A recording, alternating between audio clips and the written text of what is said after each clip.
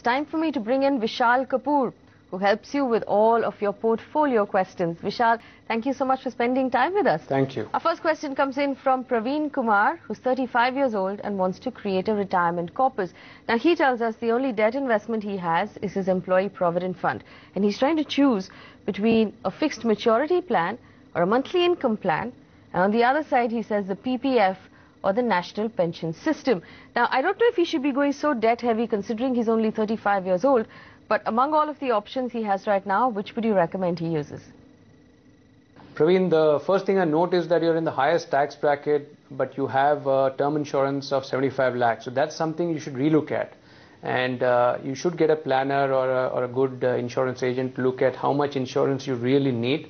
My guess is you should probably need more.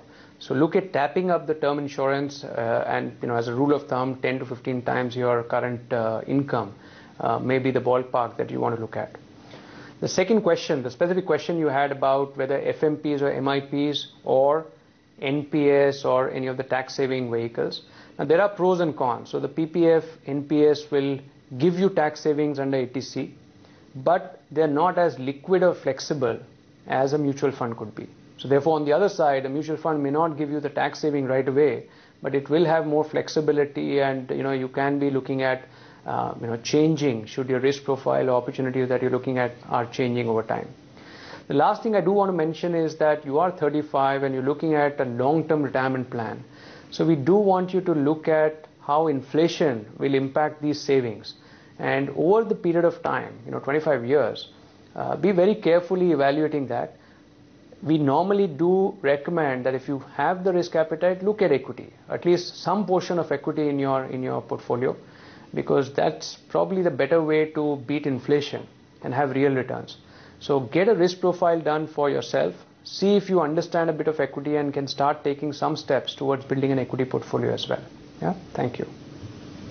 Our next question comes in from Vinay Gupta, who wants to invest 5,000 rupees every month in mutual funds. He has a time horizon of 3 to 5 years.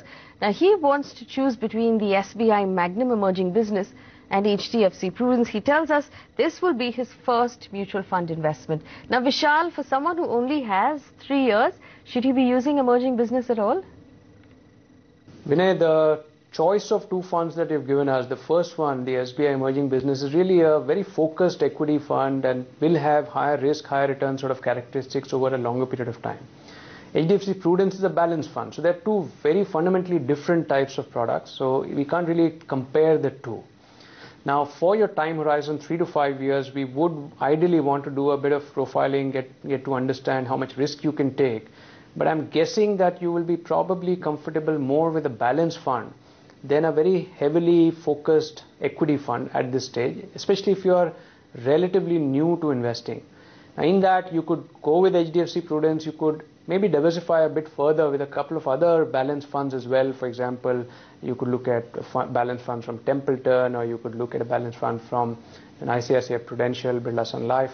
So that may be a good way to approach this, which is get into 3 or 4 balanced funds, and that's of course assuming that you're okay with balanced funds as a risk category, and probably stay away at this stage from very focused equity funds, especially sector-based.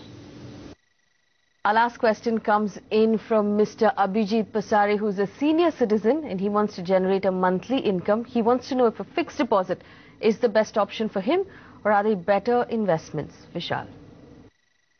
Mr. Pasare, yes, the fixed deposit is a good option, but the other things you could consider is a senior citizen saving schemes.